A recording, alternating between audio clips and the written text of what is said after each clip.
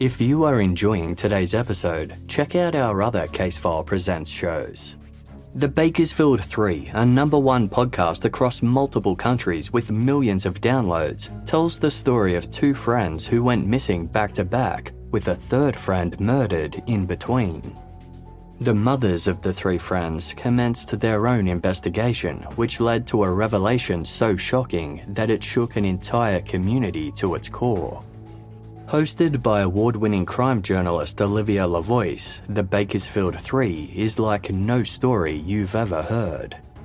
Listen to The Bakersfield 3 wherever you listen to podcasts, and find the full catalogue of our shows on our website, casefilepresents.com.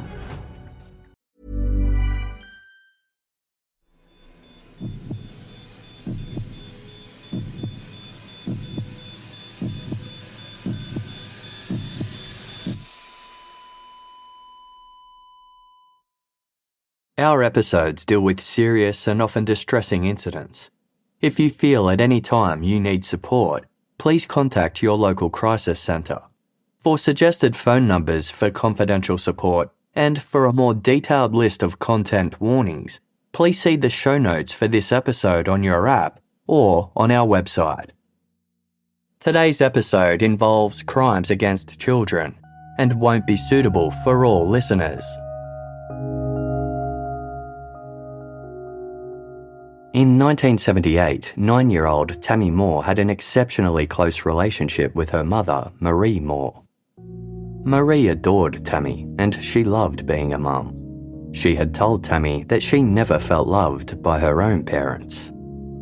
Even though Marie was an only child, she'd always felt starved of attention and affection.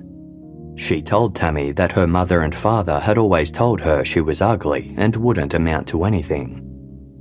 This upbringing resulted in Marie looking for love wherever she could find it, and constantly moving to new locations as though she was searching for something. When she unexpectedly became pregnant in her early 20s, Marie initially considered having an abortion.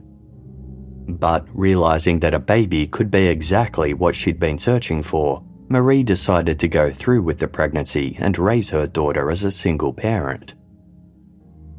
She was a doting and indulgent mother.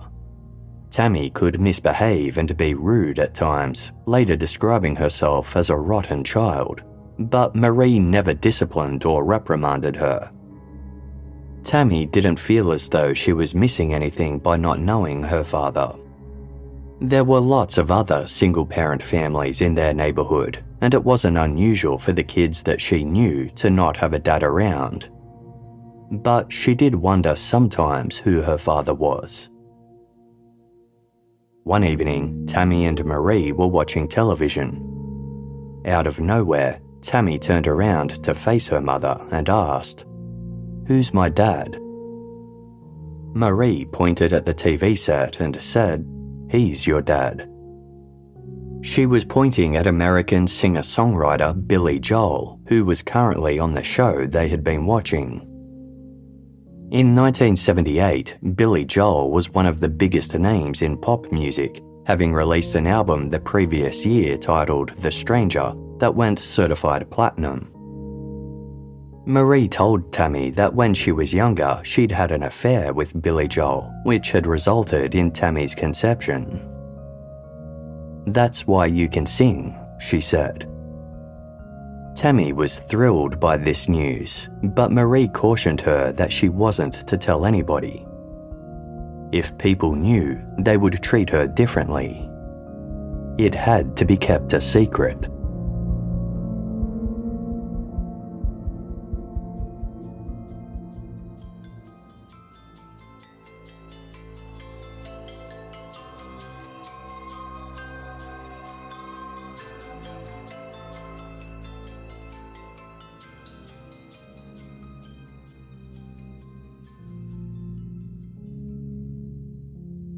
By 1981, Marie and Tammy were living in an apartment in a narrow 3-story weatherboard house in the city of Paterson, New Jersey, the state where Marie had been born and raised.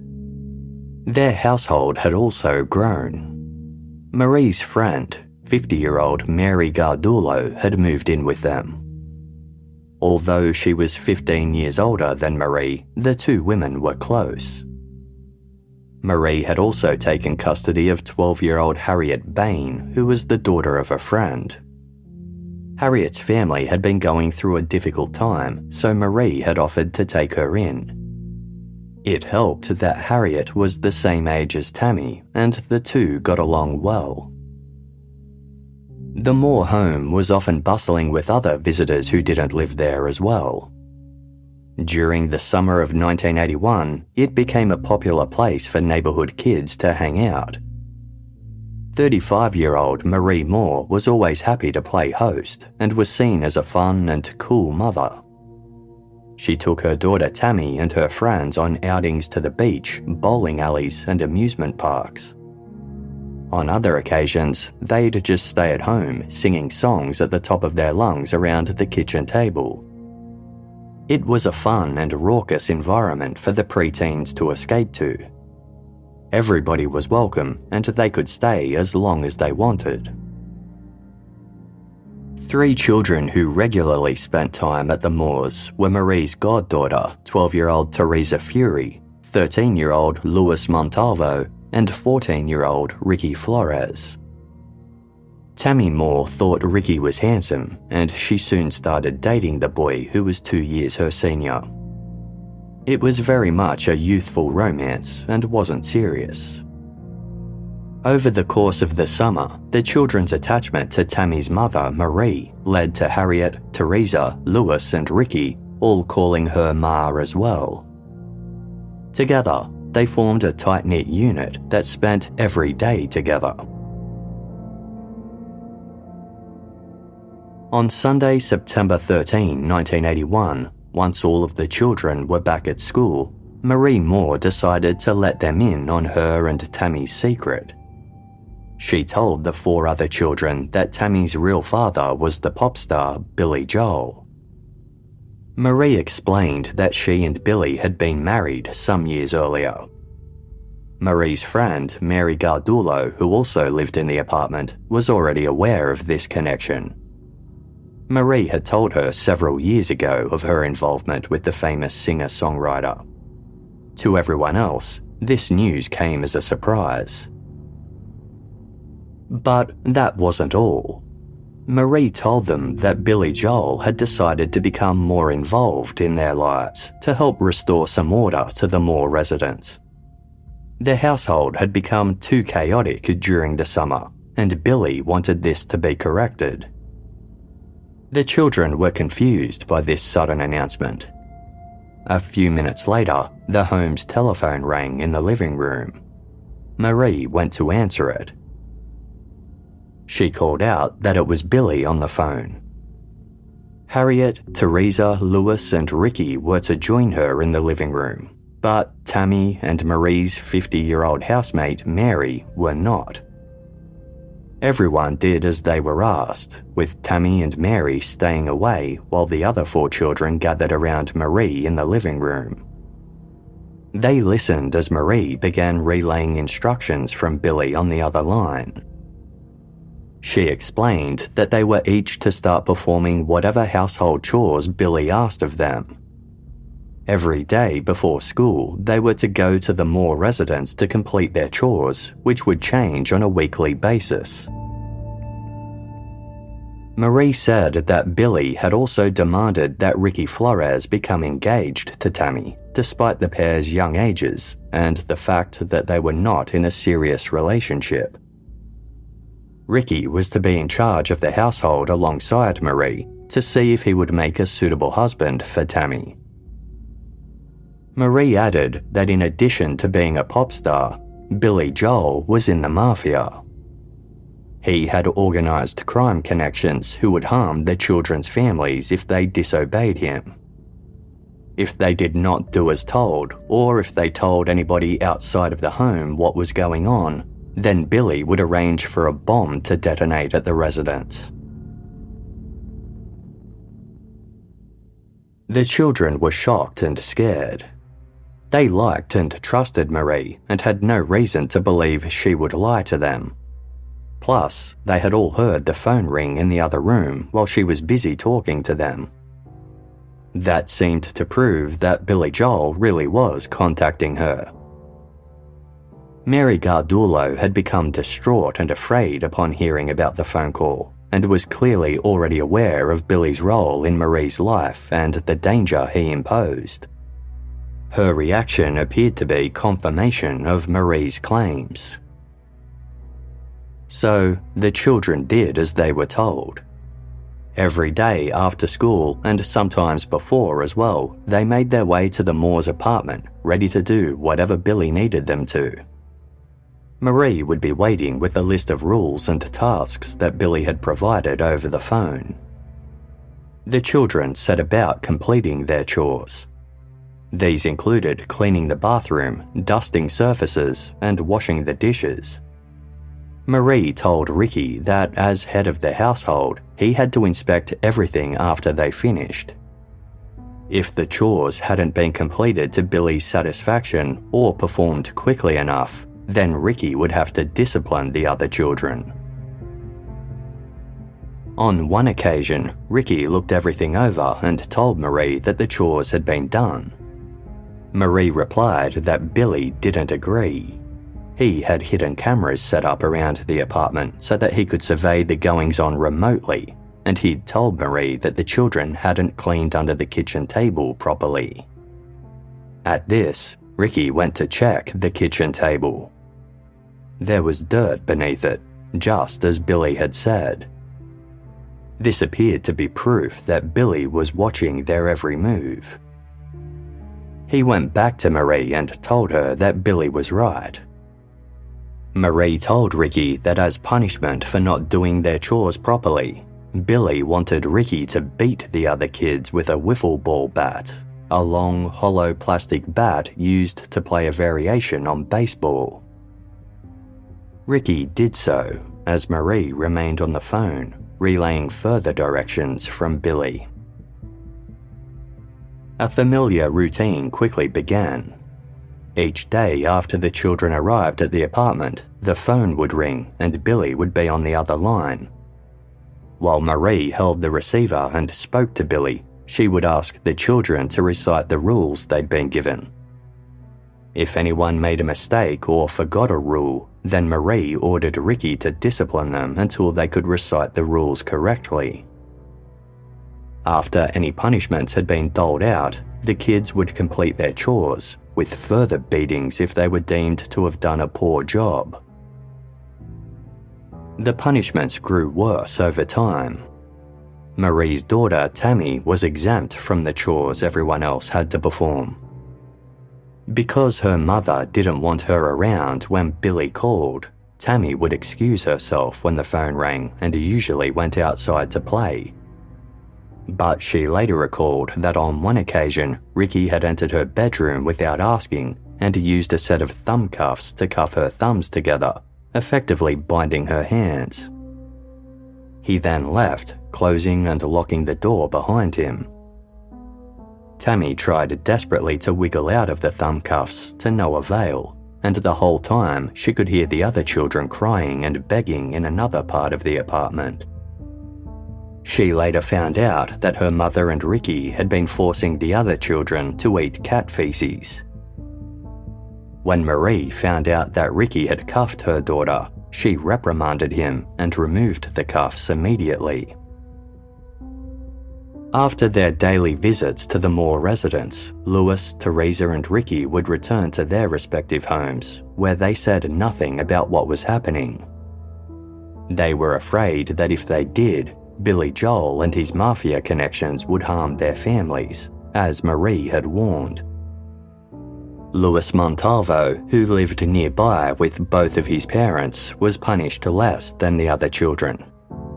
Harriet Bain, who was residing with the Moores at the time, suffered the worst of the beatings.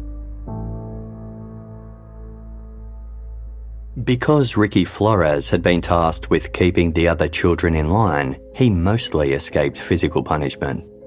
But the threat of it was always there. Sometimes Marie took it upon herself to discipline him. She would occasionally hit Ricky, telling him that Billy had demanded it because Ricky had lied or failed to keep the others in line. One way that Ricky could escape abuse himself was by coming up with inventive ways to punish the other children. Marie told him that was a way to impress Billy. Occasionally, Marie told Ricky that he had to hit her as well. Sometimes he had to use his hands, other times an item such as a book or a bat. Marie seemed to enjoy these punishments, often telling Ricky that he hadn't hit her hard enough. Ricky was also given other jobs to perform. Marie was a recreational drug user, but she said that Billy wanted her to stop this habit. He asked Ricky to take possession of some pills she had, as well as her house keys. That way, she wouldn't be able to take the drugs or go out at night. Ricky agreed, keeping these items hidden at his own home. Apparently, Billy had also changed his mind about wanting Ricky to marry his daughter, Tammy. Marie told Ricky that Billy now wanted him to break up with her instead. Ricky did so. By mid-October, the abusive dynamic had been in place for over a month. Ricky had stopped attending school so he could be at the Moore residence all day long. This was supposedly what Billy wanted. On Friday, October 16, Marie Moore placed a phone call to Ricky's parents, informing them that Ricky was planning to work at the Jersey Shore that weekend, so wouldn't be returning home. This upset Ricky's mother. She didn't approve of the amount of time her son was spending with Marie Moore and had already told him to come straight home after school that day. Her suspicions peaked. Ricky's mother phoned her son's school to check up on him. She was informed that he hadn't been attending school lately. Apparently, a woman who had identified herself as his mother had called to let them know Ricky had hurt his back and would be taking some sick leave. Ricky's parents planned to confront their son, but he didn't come home that night. He spent the entire weekend at the Moores, returning home on the night of Sunday, October 18. His mother confronted him when he got back, informing him that he was now grounded. She or his father would drive him to and from school every day so they could make sure he was in class. This new system was implemented the following day. As Ricky's mother drove her son to school, she noticed she was being trailed by a Ford Pinto, the same car that Marie Moore drove. The same thing happened when she picked Ricky up from school and continued throughout the entire week. 5 days went by without Ricky Flores following violent orders that had supposedly been demanded by Billy Joel. On the morning of Saturday, October 24, Ricky left his house and ran to a nearby corner where Marie was waiting to pick him up. When he got in her car, Marie said that he had to move into her home for 4 weeks. Billy was ordering it as a way to help Marie stop taking drugs for good. He wasn't to tell his parents where he was going, but he should keep checking in with them so they knew he was safe. Ricky wanted to help Marie get better, so he agreed to this plan. But the temporary situation became more permanent about a week later when Marie informed Ricky that his mother had filed a police complaint against him. This meant she didn't care about him, Marie explained. He would have to keep living with her. It was true that Mrs. Flores had filed a police complaint against Ricky for being, quote, wayward and incorrigible. But she had only done so in a desperate attempt to get her son back. Even though Ricky was still calling her 2 or 3 times every day, he was deliberately distant when they spoke, just repeatedly affirming that he was happy he no longer lived at home and had no plans to move back. Mrs. Flores suspected that Ricky was living at Marie Moore's home and repeatedly called Marie to ask where he was. Marie denied knowing anything regarding Ricky's whereabouts and even invited Mrs. Flores to come over and search the house herself. Mrs. Flores declined this offer, instead reporting the matter to the police. Officers and caseworkers from the Division of Child Protection and Permanency, New Jersey's then state agency that investigated cases relating to child abuse, paid several visits to the Moore home over the next month, but never found any trace of Ricky. Whenever they attended the property, Marie would make him hide in a crawl space located in one of the bedrooms. Not long after Ricky moved into the Moore's apartment, Marie Moore came home one day with some alarming news. Tammy, Mary Gardulo, Ricky, Louis, Harriet, and Teresa all gathered around as Marie told them that some of Billy's men had made her pull over while she was driving home. Against her will, they'd injected her with a drug, something that would allow Billy to take possession of her body and to speak through her. Marie asked them to give her some coffee to counteract the effects of the drug. As Marie sat at the kitchen table sipping her coffee, she suddenly put her mug down and covered her face with her hands. She sat that way for a couple of minutes, then lowered her hands again. Marie's facial expression was different. It was meaner than usual. Her entire demeanor had changed, and when she spoke, her voice sounded cold and angry. It was also deeper, like a man's. "I'm not Marie. I'm Billy," she said. She began verbally abusing the children and barking orders at them. She also swore at them a lot, which was something Marie never did.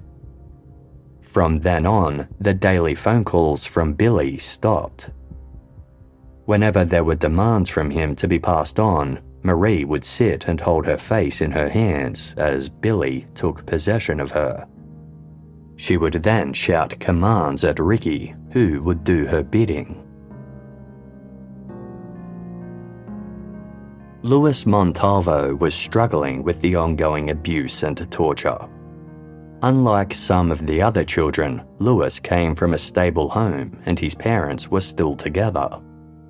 They lived nearby, and Louis had a curfew he had to follow each evening. Nevertheless, he didn't dare tell his family about what happened when he went to Marie Moore's house each day, in case it put them in harm's way.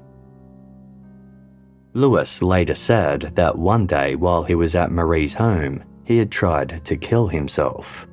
Quote, "I was just tired of all the beating and everything that happened to me." Louis had gone upstairs to the attic window and was planning to jump out of it. Suddenly, Ricky chased after him and took him back downstairs to Marie. Then the phone began to ring. It was Billy, and Marie passed on his message. Even if Louis killed himself, it wouldn't matter because his family would still be killed too. That put a stop to any thoughts of suicide. One day, at the end of October, Marie called Louis into the living room where she was sitting with Ricky. She said that Billy had decided Louis didn't have to visit the Moore household anymore. He could return home that day and never come back. But first, Ricky would give him something to remind him not to say anything. Ricky then escorted Louis to Mary Gardulo's bedroom and told Louis to raise his hands over his head.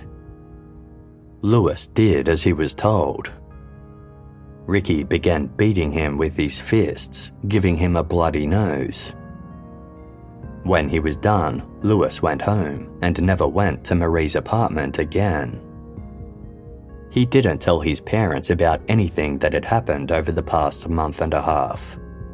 He was too scared that if he did, they would become victims of Billy Joel.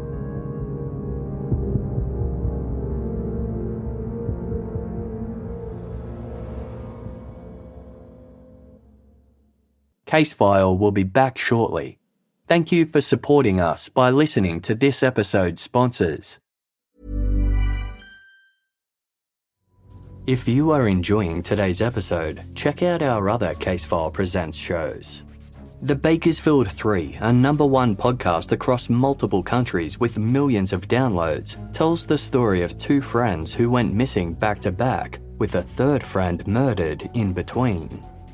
The mothers of the three friends commenced their own investigation, which led to a revelation so shocking that it shook an entire community to its core.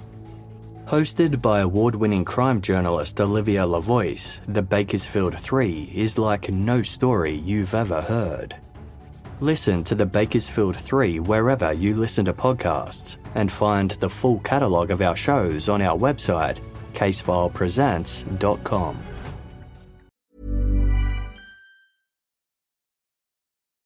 Thank you for listening to this episode's ads.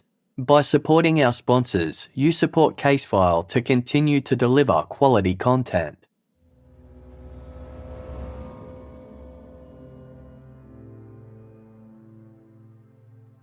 After Lewis left, the pattern at the Moore residence continued without him. Harriet Bain and Teresa Fury had to do whatever they were told, and Ricky would administer punishment as expected. Several times a day, he would beat them with a wiffle ball bat. Sometimes he hit them with heavy books instead, after Billy Joel told him the bat wasn't hard enough. Harriet would later recall being made to lie naked on a bed while Ricky beat her with a book. The radio was turned up high so the neighbours wouldn't hear her scream. As a full-time resident of the household with no family nearby, Harriet was still receiving the worst assaults. Initially, Mary Gardulo, Marie Moore's 50-year-old housemate, was spared from the abuse that the children were subjected to. She was obviously terrified of Billy, but still tried to intervene where she could by attempting to stop Ricky from hurting Harriet. This prompted Marie to pass along a message from Billy. Mary was being too nosy and was butting in, so she would have to start doing chores as well. Ricky was told to include Mary in his punishments. From then on, he started beating her as well. Marie Moore began to keep her windows nailed shut and doors almost always closed. This prevented sounds from the victims being overheard by neighbours who lived on other floors of the building or in the houses that sat close next door. It also prevented those inside from leaving. A couple of times after the abuse had begun, Harriet Bain had tried to escape without success. On Friday, November 27, 1981, the day after Thanksgiving and more than 2 months into the abuse, Harriet made a third attempt to flee. This time she succeeded, running from the house barefoot and jacketless into the cold, late autumn weather. Her first thought was to run to her brother's house. He lived in Lodi, which was 7 miles southeast of Paterson. Harriet ran in that general direction, but didn't know exactly where to go. A few times she stopped to ask nearby strangers for directions. She managed to make her way to Elmwood Park, a neighbourhood 5 miles east of where she'd started in Paterson, and just 2 miles from her brother's home. However, one of the people Harriet asked for directions became concerned by her appearance. They phoned the police, reporting that a girl without a jacket or shoes was wandering around Elmwood Park. Some officers were dispatched and began driving towards where Harriet was last seen. They caught up to her on Route 46, a busy highway that runs from east to west New Jersey. Harriet was wandering along the 4-lane highway, still barefoot and cold. When she spotted the police car, she ran in fear, but the officers were able to catch up to her. They took her to their station, and Harriet gave them a statement. She didn't provide them with Marie Moore's name or that of Ricky Flores and refused to disclose exactly where she had come from. Harriet was terrified of being sent back to Marie's house. However, she did explain some of the abuse she'd suffered and said that someone named Boss or Sir had been beating her at the direction of another individual. Harriet was later taken to a hospital to be examined. Her body was covered with bruises and other injuries that confirmed she'd been the victim of serious violence. Harriet was kept in the hospital for 1 week and provided further statements while there. After speaking with 2 caseworkers from the Division of Child Protection and Permanency, Harriet finally revealed the full details of her story, telling them about Billy Joel and his connections to the mafia. She gave them Ricky and Marie's names, as well as Marie's address. The caseworkers were stunned by the story, which sounded implausible and outlandish. Nevertheless, they opened an investigation into the matter, beginning with a visit to Marie Moore. Marie listened calmly as the 2 DYFS caseworkers told her of the allegations against her. She denied that Ricky Flores lived there or that there had been any violence under her roof. Presenting as trustworthy and believable, Marie suggested that maybe Harriet had fantasized this entire incredible tale. The caseworkers were inclined to listen to her. Even though Harriet had clearly been beaten, the story she'd told was hard to believe. Nor could they see any indication that Ricky Flores was residing at Marie's home. Unsure what else to do, they recommended that Harriet Bain not return to Marie's apartment and sent the 12-year-old to complete a 90-day program at a mental health diagnostic center instead. The caseworkers later recommended the case be investigated by Paterson Police, but for some reason it wasn't picked up. DYFS didn't check in again to find out why. Back at the Moore residence, Harriet's escape had created havoc. Marie told Ricky that Harriet had been killed. Billy Joel had run her down in his car. Ricky took this seriously, seeing it as further evidence of Billy's power and danger. Privately, Marie told her daughter Tammy that she'd let Harriet go home. Tammy was shielded from much of the goings-on in the residence and saw Ricky as the household's aggressor. To her, this proved that her mother was helping where possible by letting Harriet leave. For Mary Gardulo and Teresa Fury, Harriet's escape led to worse punishments. In the weeks after Harriet fled, Ricky Flores began forcing the 2 to undress and would then thumb cuff each of them naked. One of their thumbs would be cuffed to one of their big toes, and they would both have to lie on their stomachs in this uncomfortable position for up to an hour. Ricky continued to inflict beatings with the bat and books. Sometimes he kicked them as well, or burnt them with cigarettes. Months went by like this, with the violence against Mary and Teresa escalating as Ricky felt the increasing pressure from Billy. One morning in January 1982, Ricky was having a conversation with Marie in the kitchen. Marie was possessed by Billy at the time and was talking in her gruffer, more masculine way. Speaking as Billy, she told Ricky that Marie loved him and asked if he wanted to be her boyfriend or her son. Ricky replied that he saw Marie as a mother. Billy told Ricky that he'd need to decide which he was going to be, warning that Ricky shouldn't hurt Marie. Billy had harmed other men who had done so. Speaking as herself, Marie also put pressure on Ricky. She had been diagnosed with epilepsy 6 years after having Tammy, and told Ricky that sometimes she had seizures at night. She asked him to sleep in her bed with her so he could help if she began having a seizure. Ricky agreed. Soon, Marie told him that she was sexually attracted to him and wanted them to have a physical relationship. Ricky said he'd rather not, as he still saw Marie as a mother. Marie wasn't happy with this, telling Ricky, "Well, I have my needs, and if they can't be met, then I have to go somewhere else."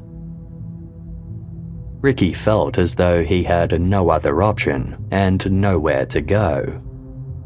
From February 1982 on, Marie began sexually abusing him. At around the same time, the Moore household moved to a new apartment just down the street on Madison Avenue.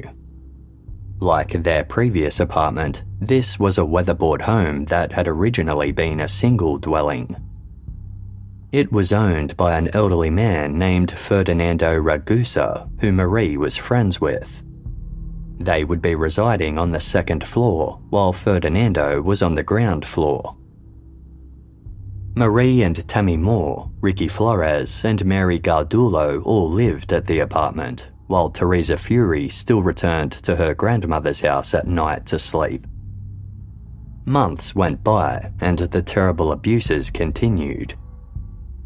In late May 1982, Mary Gardulo hatched a plan to escape. On the evening of Sunday, May 30, Mary told Marie that she wanted to take a shift at work the following day, which was Memorial Day. Because it was a holiday, Mary would make time and a half instead of her usual wage. Marie agreed, intending to take Mary's earnings for herself. She let Mary leave the home the next day without incident. Mary wasn't really rostered on that day. She had just wanted access to a telephone. She used the phone at work to call her siblings and ask for help. They collected their sister and drove her to Toms River on the Jersey Shore, about an hour and a half's drive from Paterson. After hearing Mary's story, her siblings had her speak with the detective from the Toms River Police Department. Over 3 hours, Mary gradually opened up to the detective. She showed him the bruises and burns that covered her body. He later described Mary as very distraught and emotionally destroyed and in very, very poor physical condition. Mary was taken to a hospital for medical treatment and provided an official statement about the physical abuse and torture Ricky Flores had inflicted on her. Mary said that a child named Teresa Fury was also being abused in the same way and provided Marie Moore's address where they could find her. Mary said that Marie knew everything that was going on, but made no mention of singer-songwriter Billy Joel's supposed involvement. Given Marie's home was out of their jurisdiction and it involved the abuse of a minor, the Toms River Police referred the matter to the Passaic County Division of Child Protection and Permanency and the Juvenile Division of the Paterson Police Department. On Monday, June 7, DYFS assigned the case to social worker Kathy Della Pesca, who followed the matter up immediately. She went to the school that Tammy Moore and Teresa Fury attended and spoke to both girls about Mary's allegations. The girls said they knew nothing about any violence in the home, but said they had recently seen Ricky Flores there. This was significant, as Ricky was still missing from his parents' home. After these conversations, Kathy Della Pesca visited Marie Moore to ask her about the allegations. Marie adamantly denied them, telling Kathy that Teresa was her godchild and she would never allow her to be harmed. She also stated that she hadn't seen Ricky Flores in about 6 months. When Kathy informed Marie that both girls said they'd recently seen Ricky in the Moore home, Marie corrected herself and said he'd just visited briefly a few weeks earlier. Kathy Della Pesca returned to her office to conduct some further investigations, including speaking with the caseworker who'd handled Harriet Bain's case 7 months earlier. Deciding the issue was serious enough to warrant action, Kathy went back to the Moore residence later that same day with 3 detectives from the Paterson Police Department. 2 of the detectives headed around the back of the residence, while Kathy and a detective from the department's juvenile division knocked on the front door. Marie Moore let them in. When Teresa Furey saw the officials standing there, she tried to escape via the back door, only to be stopped by the waiting detectives. Meanwhile, Kathy Della Pesca and the other detective were grilling Marie about the suspected abuse. Marie repeatedly denied any wrongdoing. Kathy asked Teresa to remove some of her clothing to check for injuries. As Teresa did so, Kathy noticed significant bruising. Both Teresa and Marie seemed surprised by this, with Teresa explaining that she must have fallen at school. Kathy Della Pesca arranged for Teresa to visit a doctor who said the girl's bruises weren't consistent with a fall. She had cigarette burns and other injuries that indicated she had been beaten by another person. The day after this appointment, Kathy took Teresa and Harriet Bain to the police station to make statements. Harriet, who'd escaped from the Moore home 7 months earlier, was more forthcoming. She explained that Ricky Flores administered the beatings, but that he did so at the instruction of Billy Joel, who spoke through Marie Moore. Teresa was reluctant to talk until the police told her they were only interested in arresting Ricky. She made allegations against him, but adamantly defended Marie. Marie was summoned for questioning that same day. Initially, she persisted in denying everything. Her tone began to change, however, when detectives showed her a statement made by Mary Gardulo. Marie began to change her tune, conceding that there had been violence in her home. She said that on a recent weekend, Ricky Flores had visited and made sexual advances towards her. When she rejected him, he became violent.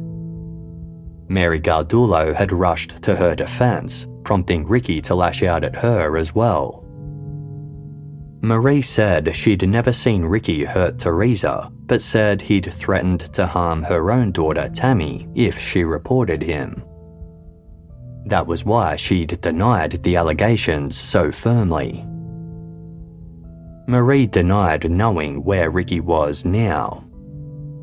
Detectives told her to call them if she saw him, and Marie agreed. Investigators chased up Louis Montalvo to see if he could verify any of the claims made from his own time spent at the home. But Louis said he knew nothing about them. Over the next few months, the case remained open. DYFS caseworkers checked in on Teresa Furey every so often. 12-year-old Teresa hadn't had an easy start to life. She had been raised by her maternal grandparents since she was 2. Teresa's mother struggled with the drug addiction, and so her parents took Teresa in. When she was about 8 years old, her father had died of cancer. A few years later, in March 1980, Teresa's grandfather died. 1 month after that, her mother passed away from a drug overdose. At just 10 years old, Teresa was an orphan. It was just her and her grandmother, Catherine Joya, at home. Despite the early grief and loss Teresa had experienced, she had a lot of joy in her life. She loved swimming, dancing, and playing baseball. Her favourite TV show was The Brady Bunch, and she enjoyed playing video games. Teresa collected Barbie dolls and had a teddy bear she slept with every night. Petite with chestnut brown hair and brown eyes, Teresa liked to wear pretty dresses. Locals in her neighbourhood would often see her after school buying ice cream, soda or candy. Teresa had spoken over the years about becoming a nurse or maybe a secretary. She loved Halloween and always made an effort with her costumes. But Teresa's grandmother, Catherine, had noticed changes in her after she started spending more time with Marie Moore. Teresa had stopped wearing the dresses she once loved, instead opting for jeans. She often came home from visiting the Moore home in a bad mood, with Catherine describing her as cranky. The much younger Marie had tried to offer the older woman advice on raising Teresa, telling her that she was too old-fashioned and old. Marie didn't approve of the 10 p.m. curfew Catherine insisted upon, and said she should let Teresa date and wear makeup. Catherine had raised Teresa as a Catholic. When it came time for Teresa's first communion, Catherine couldn't find any proof that Teresa's mother had her baptized, so she arranged for a priest to do so in April 1981. Teresa would need godparents, so Catherine suggested an aunt take on the role. But Teresa refused, saying that she wanted Marie Moore to be her godmother. That was the only way she would agree to participate in the church. Catherine agreed to Teresa's terms, and she made her first communion on Sunday, May 2, 1982, 1 month before DYFS caseworkers would start looking into whether she was being abused under Marie's roof.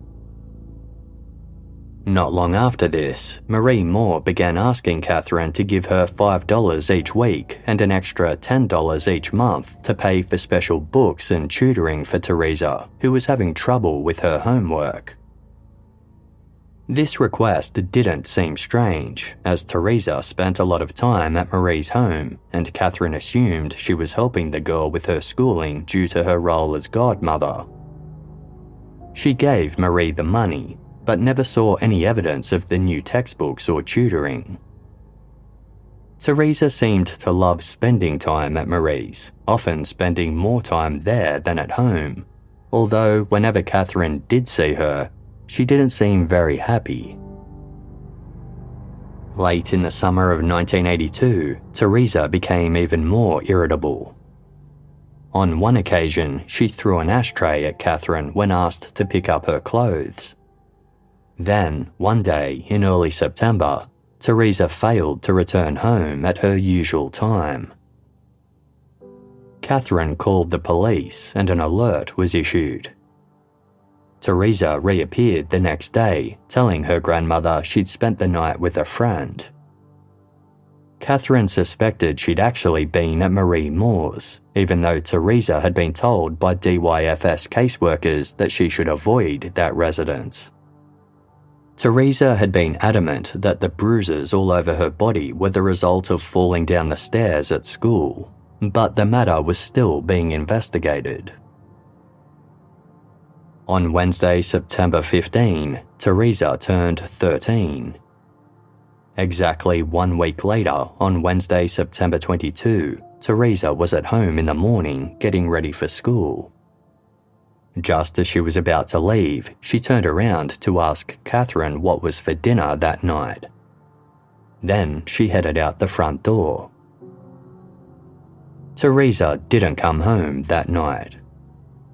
Consumed by worry, Catherine Joyer phoned the police to report the disappearance, as well as a local newspaper. Wanting to spread awareness in case Teresa had run away, she told the paper, "Tell her that her nanny is sick and worried. Tell her I can't eat or sleep. Tell her all I do is cry." Catherine went to Marie Moore's house to check if Teresa was there. Marie let her in and they talked in the kitchen. Marie said she had no idea where Teresa was, and there was no indication that she was there. Catherine didn't know what to do except wait for her granddaughter to come home. Weeks went by, and then months, with no word from Teresa. Then, in December 1982, 3 months after Teresa had vanished, Catherine received a phone call from Marie Moore. Marie said she'd spoken to Teresa. The 13-year-old was working for a carnival and had asked Marie to tell Catherine, "Merry Christmas."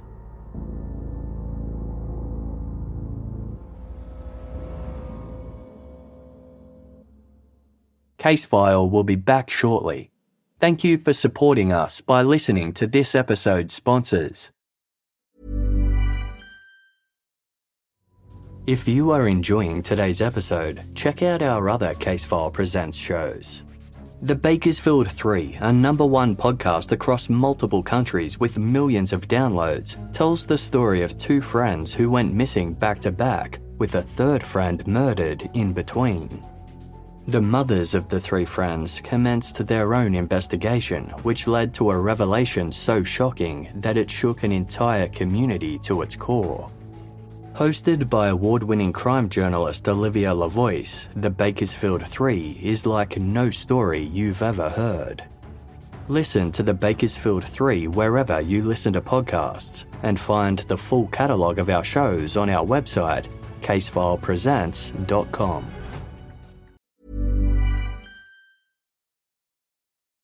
Thank you for listening to this episode's ads.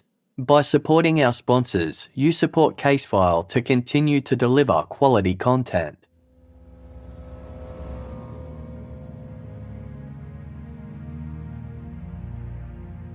Throughout the first half of 1983, the Moore home was a lot quieter than it had been in previous years. Marie, Tammy, and Ricky Flores were the only residents now. In late May 1983, Marie told the now 16-year-old Ricky that he needed to get a job to bring money into the household. She took him to a factory to see if they would hire him, telling the staff there that she was his mother. Ricky was hired, and Marie informed his employer that she would be collecting him every day for lunch and after his shift. No one but her was to pick him up. Ricky's family hadn't seen him in over 18 months. He'd stayed in touch with his mother over the phone, but none of his relatives knew where to find him.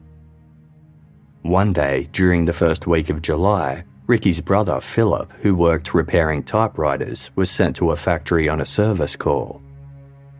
While he was there, he spotted an employee whom he thought looked a lot like his younger brother. Philip asked a factory supervisor for the name of the employee and was told, Ricky Flores. Philip left immediately and went home to get his mother. Then he drove the 2 of them back to the factory. They headed for the front office and had Ricky paged. When Ricky approached, he saw his mother and brother standing there. "Oh my God, Mum," he said, before fleeing on foot. Philip tried to chase after his brother, but Ricky quickly disappeared. Ricky didn't return to work after that, but his mother notified the police of the sighting. She still had charges out against her son, and she wanted them pursued, as she believed this was the best chance she had of getting Ricky home. A detective assigned to the case obtained Ricky's employment records from the factory and soon had a residential address for the teenager. It turned out that Ricky was still living with Marie Moore and her daughter Tammy, and the trio had just recently moved from their apartment on Madison Avenue to a new address 1 mile away. A juvenile warrant was issued for Ricky, and 2 detectives headed over to the Moore residence on Tuesday, July 12. At first, it appeared that Ricky wasn't at home.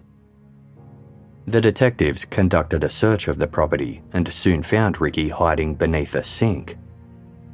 Both he and Marie Moore were arrested and taken in for questioning. Ricky refused to speak and was eventually released into his mother's custody. Marie, however, was very talkative. She told detectives that the only reason she housed Ricky Flores was because he was in the mafia and his boss had threatened her. Marie subsequently reneged these allegations and eventually admitted that she had a sexual relationship with the 16-year-old. She said that Ricky was a sweet, loving boy who had never harmed Harriet Bain or Teresa Fury, but admitted he had once beaten Mary Gardulo because she was, quote, interfering in our lives. Noting that Teresa Fury was officially a missing person, police asked Marie if she knew where she was. Marie said she hadn't heard from Teresa since September 1982, almost a year earlier. Charges were filed against Marie for her treatment of Ricky. She was charged with having sex with a minor, interfering with custody, and endangering child welfare. Detectives added another charge for the false statement Marie had provided more than a year earlier in 1982 when she said Ricky had never harmed Mary Gardulo. Marie was permitted to return home until it was time to appear in court. After that, there was no further contact between Ricky Flores and Marie Moore, and it was now just Marie and her daughter Tammy at home. They moved houses yet again not long after Marie was charged. Several months went by with police hearing nothing from the Moore household. Then, on Saturday, December 17, 1983, they received a call from Marie Moore. She said that her daughter Tammy had just disclosed something terrible. She had been sexually abused by Ricky Flores while he had been living with them. And that wasn't all. Based on what Tammy had told her, Marie suspected that Ricky was behind Teresa Fury's disappearance. Marie thought Ricky had killed Teresa and possibly hidden her body somewhere at their previous address on Madison Avenue, where they had lived throughout 1982. They had resided on the second and third floors of the apartment, with their landlord, Ferdinando Ragusa, living on the ground level. Police interviewed Tammy, who provided a statement accusing Ricky Flores of sexual assault. She said that Ricky had raped her and that she had also witnessed him kill Teresa. 3 days later, 2 detectives went to the Madison Avenue address to conduct a search. The property's owner, Ferdinando Ragusa, met them there, and Marie Moore was present as well. She pointed out a depression in the yard where she said a body could have been buried. Then the group went up to the 3rd floor to look around. Marie pointed at a spot in the ceiling and suggested that Teresa's body could have been placed in the attic above. She also pointed out a panelled area in a wall of one of the bedrooms. The detectives took a closer look. The portion of the ceiling Marie had pointed at had a piece of wood that was concealing a hole in the plaster. One of the detectives clambered up into the attic crawl space and looked around. He noticed a roll of duct tape and some white powder that he identified as lime, a mineral sometimes used in the disposal of carcasses. There was also a tray covered in melted candle wax. But there was no body. When he climbed back down, the other detective noticed a foul odour wafting from the attic. The detectives left and returned the next day with the crew and dug up the part of the yard Marie Moore had indicated. There was nothing there. The following day of Thursday, December 22, police received a call at 9 a.m. from Ferdinando Ragusa. He wanted to know if they would be back to search the house more thoroughly that day. The detective who took the call said they wouldn't, and they were actually thinking of closing the investigation entirely. 15 minutes after that call, the phone rang again. This time it was Marie Moore calling to confirm that they were really planning to cancel the investigation. After being told that they were, Marie arrived at the station in person in less than an hour. She was carrying a piece of insulation from the Madison Avenue apartment, which was stained with blood. This was further evidence that somebody had been killed at the residence, and the police should keep looking. Once again, police returned to the Madison Avenue residence for another search. While they were at the apartment, Marie Moore and Ferdinando Ragusa pointed out something they had discovered. It was in the bedroom Marie had drawn attention to the other day. A portion of one of the walls seemed out of place.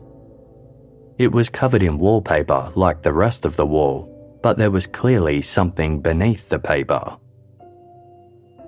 Pulling back the wallpaper, Marie and Ferdinando revealed a hole that had been clumsily concealed with a piece of wood nailed to the wall. When the wood was removed, a crawl space became visible. Looking inside the crawl space, detectives saw something there. It was an object wrapped in a lightly stained quilt and tied with a rope. At the base of the object, some plastic bags protruded from the quilt with duct tape wrapped around them. The object appeared to have the form of a human body, with lime sprinkled liberally where the head would be. It was carefully removed from the crawl space and laid out on the wooden floor of the bedroom. Detectives took photographs of the object before removing the quilt, which was covered with dark red and brown stains. Without the quilt, it became obvious that the object wrapped in plastic bags and duct tape was the small body of Teresa Furey. It would take some time for the truth to emerge, but police eventually learnt what had happened to Teresa. After DYFS caseworkers had taken an interest in her, Marie Moore had become worried. In September 1982, she convinced the 13-year-old girl to run away from her grandmother's house where she lived and stay permanently with her. By now, Teresa was the only child still being physically abused and beaten at Marie's command. Marie refused to let Teresa attend school, not wanting anyone to find out about her abuse. In late October 1982, the four of them moved from the second-floor apartment at the Madison Avenue address to the third floor. Up there, the abuse of Teresa grew even worse. During the day, she was kept thumb-cuffed to a hook on the kitchen wall. At night, Ricky would move her to the bathroom and cuff her to the bathtub. She would have to sleep there all night, only to be escorted down to the kitchen in the morning to be cuffed again. This pattern repeated for months. When visitors came over, Teresa was forced to hide in a cupboard. Marie and Ricky deprived Teresa of food, leading to her becoming emaciated. They wouldn't let her use the toilet, instead giving her a potty to use. Then they made her wear disposable nappies, with nothing else. She was forced to consume animal excrement, and her body was scrubbed with bathroom cleaning agents. A clothes peg was attached to her tongue to silence her screams. Teresa was also sexually abused by Ricky, sometimes with objects. Marie Moore began taking the young girl downstairs to Ferdinando Ragusa's apartment, where she was sexually abused by the elderly man. In exchange, Ragusa gave Marie money. Teresa's health deteriorated as a result of the ongoing abuse. One morning in January 1983, she fainted. Marie Moore removed her cuffs and helped her regain consciousness, only to put the thumb cuffs back on once Teresa came around. She slept cuffed to the bathtub that night, as she always did. The following morning, Marie told Ricky to move Teresa from the bathroom to the kitchen so that her daughter Tammy could shower. When Ricky went to the bathroom, he saw Teresa lying face down on the floor. He uncuffed her, but she didn't stand up on her own as she usually did. Ricky hoisted Teresa up to her knees by placing his arms under her shoulders. When he let go so she could finish getting up on her own, Teresa fell forward, smacking her head on the porcelain bathtub, then hitting the floor. Ricky picked Teresa up and carried her into the hallway. She began to moan before falling silent. Ricky pressed down on her stomach and her body made a gurgling sound. Tammy, whose bedroom was directly across from the bathroom, had seen Teresa fall and hit her head. She called out for her mother, who came running. When Ricky told Marie what had happened, Marie assumed that Teresa had died. She told Tammy to leave for school, then told Ricky to move the body to a crawl space in the bathroom while she went out to buy supplies. She returned with a yellow garment bag, which they placed Teresa's body in. The bag was then moved up to the attic before Ricky Flores later wrapped it in garbage bags and 8 rolls of duct tape at Marie's instruction. Teresa's remains were then covered with insulation and stashed in a corner of the attic. Marie told her daughter Tammy that they had sent Teresa's body to Tammy's father, Billy Joel, in New York City. An autopsy would later confirm that Teresa had received potentially fatal blows to the face and head, consistent with hitting the bathtub and tiled floor, respectively. However, the injury to her face could have also been caused by someone kicking her. It would have taken Teresa between 4 and 8 hours to die from these injuries, meaning she had likely been alive when she was wrapped in plastic and duct tape. The decomposition of her soft tissue made it impossible for the medical examiner to determine if she had suffocated to death. Teresa's body was kept in the attic for 5 or 6 months. When it started to smell, Marie and Ricky used lime to try and mask the odour. As Marie, Ricky and Tammy prepared to move out from the Madison Avenue apartment in the summer of 1983, Marie said they would have to relocate Teresa. Speaking as Billy, she explained that if the property had electrical problems, then an electrician would have to go up to the attic and would find the body. Marie removed Teresa's body from the attic, wrapped it in a quilt tied with rope, and then lowered it down to Ricky, who was standing below.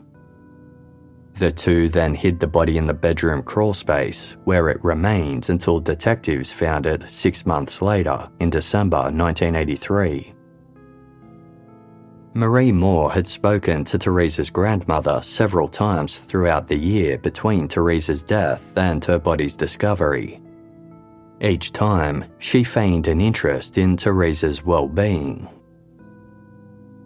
The last time she had spoken to Catherine Joya was in September 1983, when she asked if she had heard from her granddaughter lately.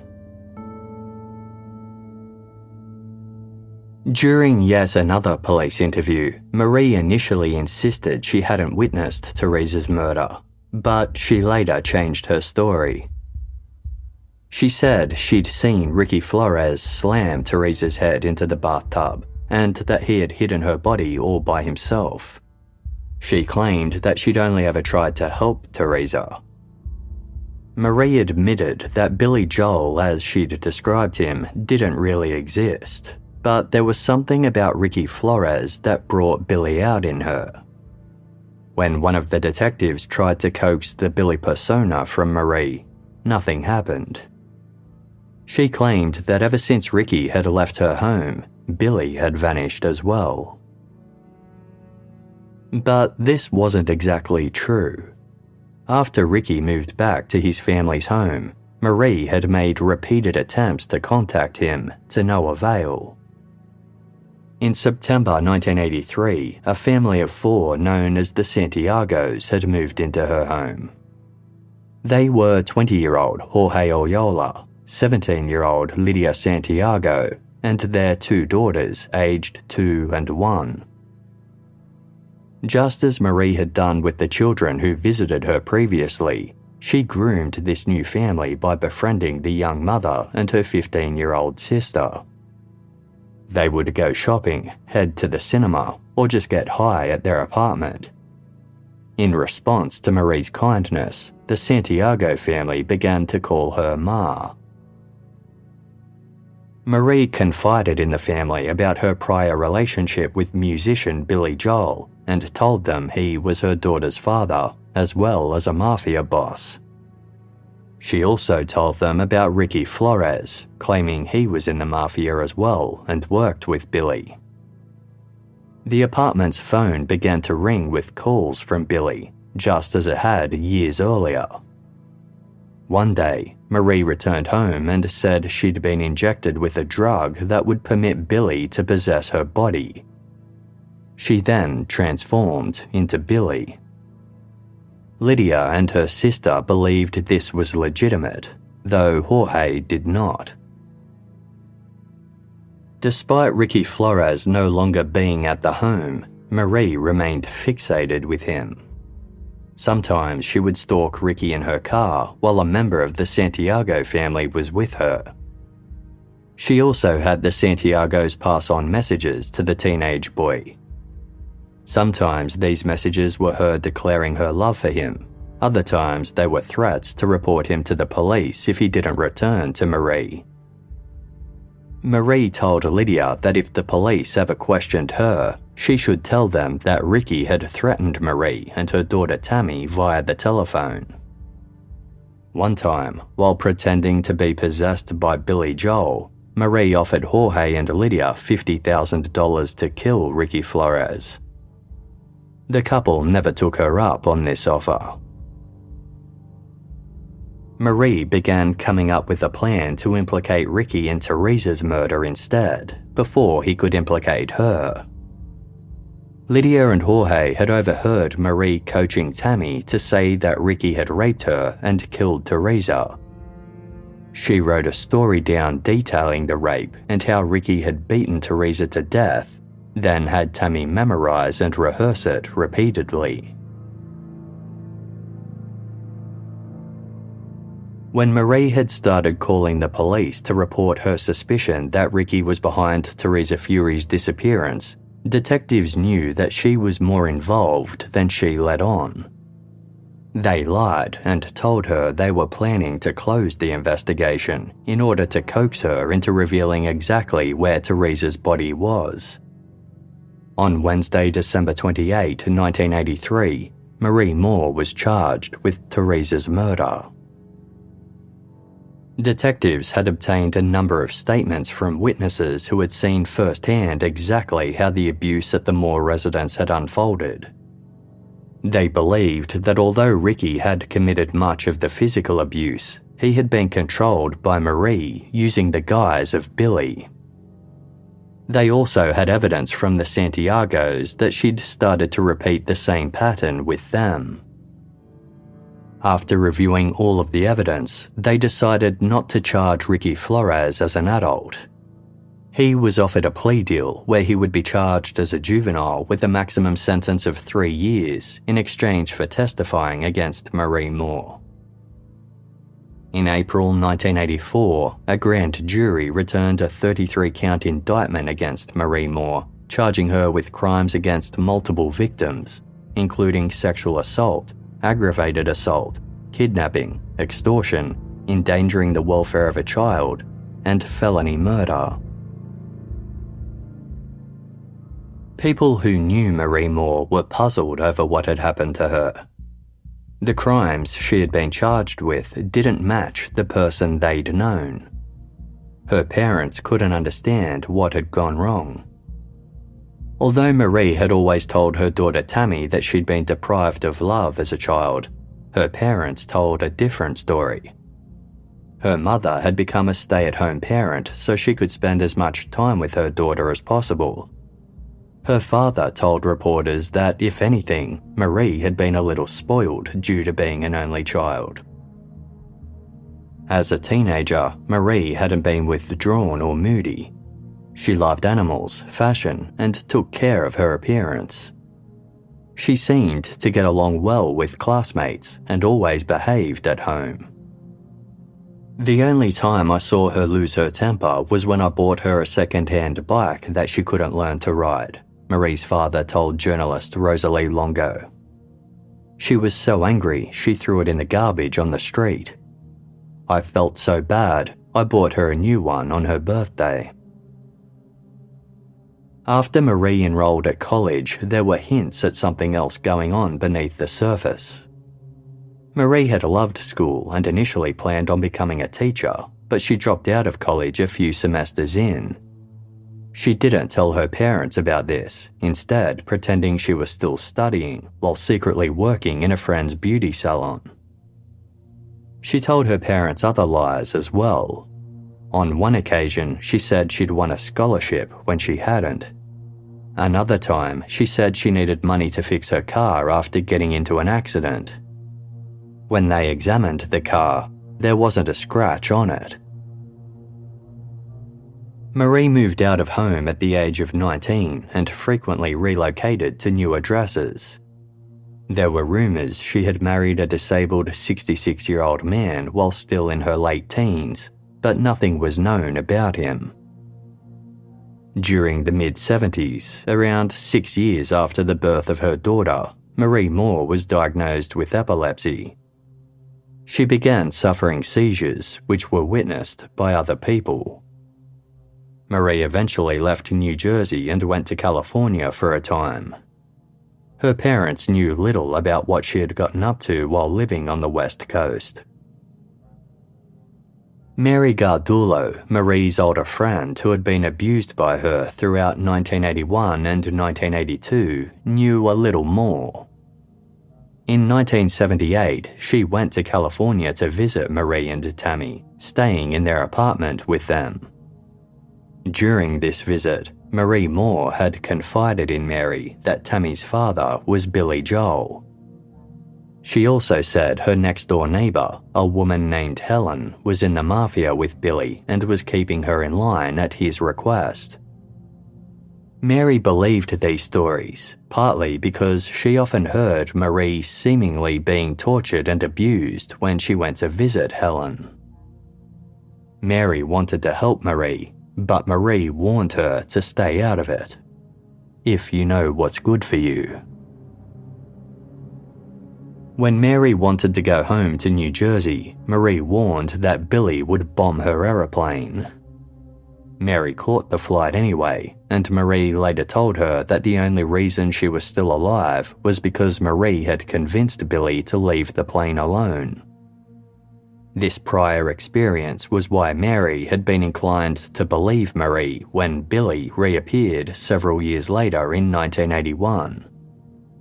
In turn, Mary's obvious fear about the situation had helped convince the children at Marie's home that the threat was real. When Marie moved back to New Jersey, some noted a change in her, with one friend saying that she'd become, quote, a hard, cold woman. Marie's parents also noticed she seemed different. Her usually well-groomed hair was dishevelled and damaged, and she had a cast on one leg. When asked about the injury, Marie just said she'd fallen down some stairs. A friend who was worried about Marie suggested her parents take her to a psychiatrist. They did so, but Marie refused to attend her follow-up appointment, instead telling her parents they were the ones who needed psychiatric help. In March 1984, Ricky Flores pleaded guilty to manslaughter and aggravated assault. The judge expressed a wish to hand down a harsher sentence, but said that Ricky would be given 3 years at a state reformatory as per his plea agreement. Marie Moore's trial commenced more than 6 months later in October 1984. The prosecution was depending on witness testimony in their case against her, with their star witness being Ricky Flores. Marie's other surviving victims would testify too, including Luis Montalvo, Harriet Bain, and Mary Gardulo. Although they hadn't been present to witness the torture of Teresa from June 1982 on, or her eventual death, their statements gave Ricky's testimony more credibility, as their descriptions of earlier events were entirely consistent with his. DYFS caseworkers also testified, as well as Catherine Joya, Teresa's grandmother. She sobbed while on the stand, asking, "Why did she do it?" Prosecutors pointed to Marie Moore's changing stories, evidenced by 4 different statements she had made to police. They argued that Marie was the puppet master who orchestrated and ordered the abuse within her home. She had cunningly convinced her victims that Billy Joel was actually in control and persuaded them that he was a dangerous man who could harm their families, while she was a caring and nurturing presence in their lives. One factor that had convinced them Billy really was in contact with Marie was the phone calls she seemingly received from him. It turned out that Marie had previously worked for a phone company as an operator and knew how to make the phone ring seemingly of its own accord. Prosecutors said that Marie was motivated by the thrill she gained from controlling and overpowering her victims. She was also able to exploit them for monetary gain, like when she took money from Teresa's grandmother for books, clothes, and tutoring sessions for Teresa for herself. Marie's attorneys argued for an insanity defense, providing evidence of her epilepsy and a seizure disorder which they said could have damaged her neurological functioning. Evidence was also provided that Marie had suffered brain damage, possibly the result of a car accident.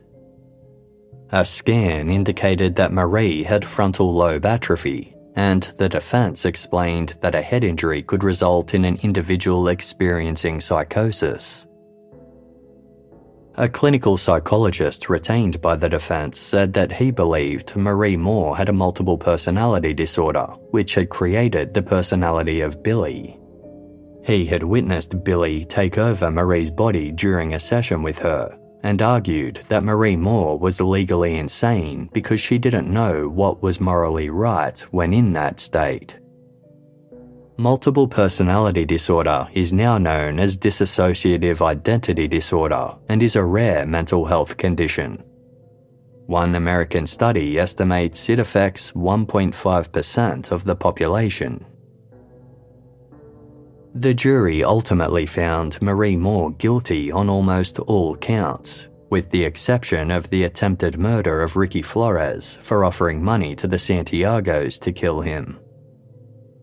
The jury was also tasked with determining whether Marie would be sentenced to life in prison or given the death penalty. After deliberating for 7 hours, they found that Marie Moore should be sentenced to death, making the 38-year-old the first woman in New Jersey to receive the death penalty in 48 years. Marie Moore showed no emotion as her sentence was handed down, but each of her hands gripped onto those of her 2 attorneys.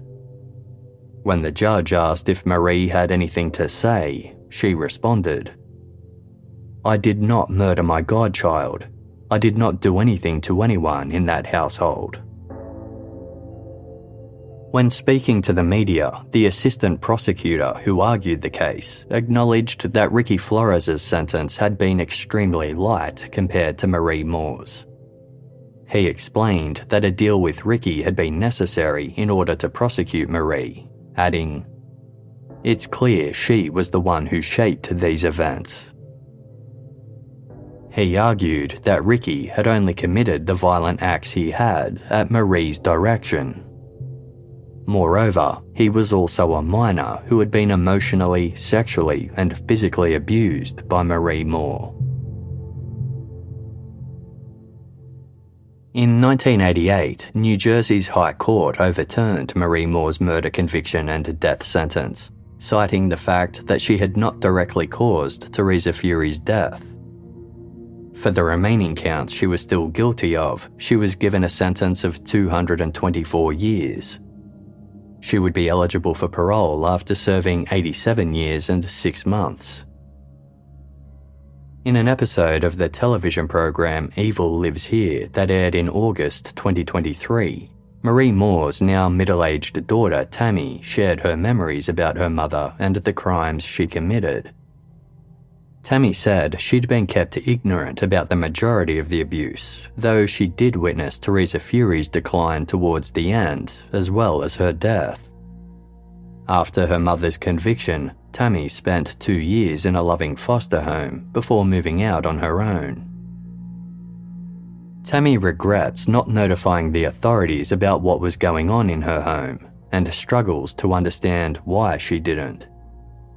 From her perspective as a child, it had appeared as though Ricky Flores was the aggressor and her mother was relatively blameless in the entire ordeal.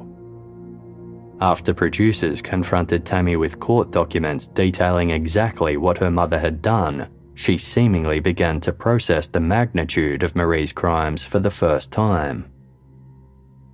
Tammy visited her mother in prison for 28 years after her conviction.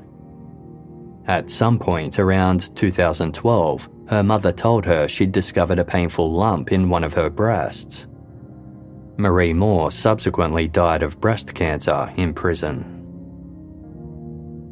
In the immediate aftermath of Teresa Furi's death, the story captured the media's attention due to the horrific nature of the crime and the bizarre fact that Marie Moore convinced her victim's famous musician Billy Joel was behind everything. Despite claiming since at least the mid-1970s that Billy Joel had fathered her child, Marie Moore never had a relationship with him. It is unknown whether he has been made aware of the case.